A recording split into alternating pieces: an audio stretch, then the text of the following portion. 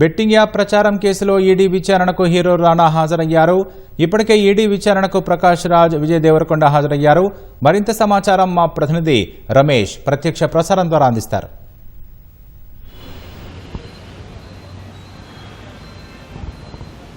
Betting app ప్రచారం కేసులో ED దర్యాప్తు కొనసాగుతుంది. ఈ కేసులో ఈరోజు దగ్గుబాటి రానా ఈడీ కార్యాలయంలో విచారణకు హాజరు కావడం జరిగింది. ఇప్పటికే ఈ కేసుకు సంబంధించి కూడా ఇద్దరు సినీ నటులు ఇటు ప్రకాష్ రాజు కానీ తర్వాత విజయ్ దేవరకొండ కూడా విచారణకు కూడా సుదీర్ఘంగా విచారించిన సంగతి తెలిసింది. అయితే ఇది బెట్టింగ్ యాప్లకు సంబంధించి ప్రచారం చేయడంతో కూడా సామాన్య ప్రజలు ఎక్కువగా బెట్టింగ్ పెట్టి తర్వాత ఆర్థికంగా మోసపోవడం, తర్వాత వాళ్ళు ఆత్మహత్య చేసుకోవడంతో కూడా 2 తెలుగు రాష్ట్రాల్లో కూడా పోలీసులు కేసు నమోదు చేయడం జరిగింది. ఆ కేసు నమోదు చేసిన ఆధారంగా ఈడీ అధికారులు దీంట్లో ఈ యాప్ ప్రచార కార్యకర్తలకు సంబంధించి ఎవరైతే ఉన్నారో వారు మనీ ల్యాండింగ్ పాల్పడారని చెప్పి కూడా ఈడీ అధికారులు భావించిన నేపథ్యంలో ఈడీ అధికారులు కేసు నమోదు చేసి దర్యాప్తు అయితే చేయడం జరిగింది. దీంట్లో 29 మంది సినీ నటులకు నోటీసులు జారీ చేసి ఒక్కొక్కరిని కూడా పిలిచి వారి యొక్క లావాదేవీలకు కానీ తర్వాత ఆన్లైన్ బెట్టింగ్ యాప్లకు సంబంధించి కూడా ప్రచారం పైన కూడా వారైతే ఈడీ అధికారులు అయితే వివరణ కోరుతున్నారు. ఇప్పటికే జూలై 30వ తేదీన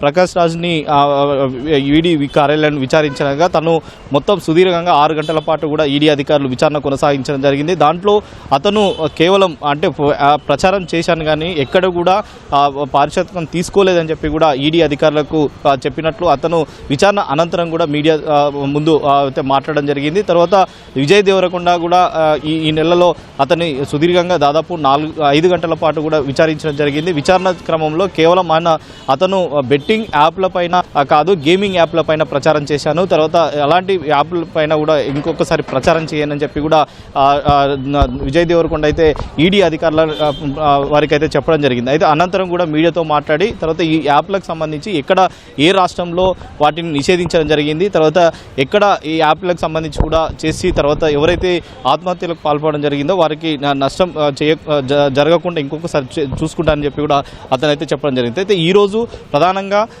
సినీ నటుడు కూడా దగ్గుబాటి రానా కూడా విచారణకు అయితే హాజరు కావడం జరిగింది. అతనికి సంబంధించి కూడా గతంలో ఒకసారి నోటీసులు జారీ చేసినప్పటికీ అతను సినిమా షూటింగ్ బిజీగా ఉండే కారణంగా నేను విచారణకు హాజరు కాలేకపోతున్నాను కాబట్టి మరొకసారి విచారణ తేదీని కూడా ఇవ్వాలని చెప్పి కూడా గతంలో అడగడం జరిగింది. ఆ నేపథ్యంలోనే ఈరోజు విచారణకు హాజరు కావాలని చెప్పి కూడా ఈడీ అధికారులు సూచించడంతో కూడా అయితే ఈరోజు అతను కొద్దిసేపటైతే కిందనే అయితే విచారణకు హాజరు కావడం జరిగింది. అతను కూడా అతనికి సంబంధించిన లావాదేవీలపైన కానీ తర్వాత ఆ యాప్ల ప్రచారం సమయంలో ఇతను ఎంత డబ్బులు పారితోషికంగా తీసుకోవడం జరిగింది, తర్వాత ఐటీ రిటర్న్స్ సంబంధించి కూడా అతను చెల్లించారా లేదని దాని మీద కూడా ప్రత్యేకంగా ఈడీ అధికారులు కూడా వివరాలను అడిగే అవకాశం ఉంది. పూర్తిగా ఈ కేసులో ఇప్పటికే 2 తెలుగు రాష్ట్రాల్లో కూడా నమోదు కావడం, తర్వాత ఎంతోమంది కూడా ఆత్మహత్య చేసుకోవడంతో కూడా ఇటు తెలంగాణ ప్రభుత్వం కానీ తర్వాత ఏపీలకు సంబంధించి కూడా కేసులు నమోదు కావడంతో కూడా ఇప్పటికే హైదరాబాద్లో ఒక పోలీసు ఉన్నతాధికారుల నేపథ్యంలో కూడా దీని సిట్ను ఏర్పాటు చేసి ఒక పక్క దర్యాప్తు కొనసాగుతుంది. దీంట్లో సినీ ప్రముఖులు కానీ తర్వాత యూట్యూబ్ ఇన్ఫ్లుయెన్సర్కి సంబంధించి ఎవరైతే ఉన్నారో వారిపైన కూడా కేసులు నమోదై ఒక పక్క దర్యాప్తు కొనసాగుతున్నాయి. మరొక పక్క ఈడీ అధికారులు అయితే ఈరోజు ఈ దర్యాప్తుకు సంబంధించి కూడా కొనసాగిస్తున్నారు. దీంట్లో సినీ నటులు ఎక్కువగా ప్రచార కార్యకర్తలు ఉండడంతో కూడా వారు జరిపిన ఏ యాప్లపైన కూడా ప్రచారం చేయడం జరిగింది. వారికి సంబంధించి కూడా ఆ లావాదేవీలు కానీ తర్వాత వారు తీసుకున్న ఆ పారితోషికం పైన కూడా ముఖ్యంగా వారు ఈడీ అధికారులు అయితే దృష్టి సాధించాల్సి ఉంది. మొత్తం ఈ కేసులో కూడా అంటే మనీ ల్యాండింగ్ పాల్పడారు, తర్వాత మనీ ల్యాండింగ్ సంబంధించి కూడా జరిగి ఉందని చెప్పి కూడా ఈడీ అధికారులు భావిస్తున్నారు. కాబట్టి ఇప్పటివరకు దానికి సంబంధించిన వివరాలు ఒక్కొక్కరిని అడిగి తెలుసుకుంటున్నారు. మొత్తం 29 మందికి కూడా నోటీసులు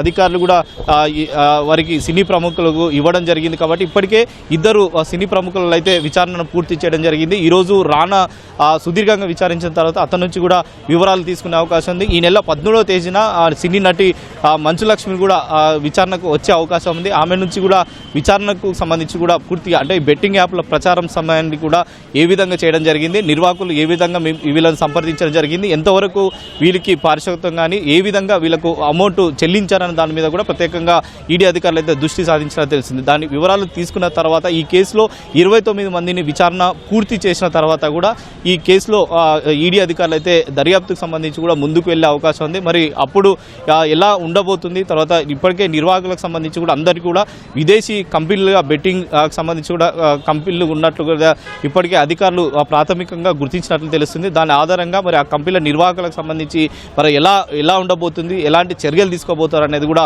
ప్రస్తుతం అయితే వేచి చూడాలి. విచారణకు సంబంధించి కూడా దాదాపు ఇంకా ఒక నెల సమయం కూడా పడుతుంది. ఒక్కొక్కరిని కూడా ఒక తేదీని ప్రకటించి ఆ తేదీకి సంబంధించి కూడా వారిని రావాలని చెప్పి కూడా నోటీసులు ఇవ్వడం జరిగింది. నోటీసులు ఇచ్చిన తర్వాత విచారణకు వచ్చే అవకాశం ఉంది కొంచెం, ఎందుకంటే సినీ ప్రముఖులు ఉన్నారు కాబట్టి. అయితే ఇటు ఆ సినిమా షెడ్యూల్కి సంబంధించి కూడా ఆ షూటింగ్ సమయంలో ఏదైనా బిజీ ఉన్నట్లయితే మరొకసారి ఆ తేదీ కూడా అడిగే అవకాశం ఉంది కాబట్టి వారు ఒక్కొక్కరి అడిగిన తేదీల ప్రకారమే అధికారులు కూడా ఈడీ అధికారులు కూడా వారికి సమయం ఇచ్చే అవకాశం ఉంది కాబట్టి పూర్తిగా విచారణ తర్వాత దర్యాప్తుకు సంబంధించి కూడా పూర్తి చేసిన తర్వాత ఈ కేసులో ఈడీ అధికారులు అయితే ముందుకు వెళ్లే అవకాశాలు అయితే కనపడుతున్నాయి.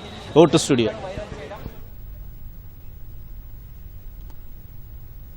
ధన్యవాదాలు రమేష్.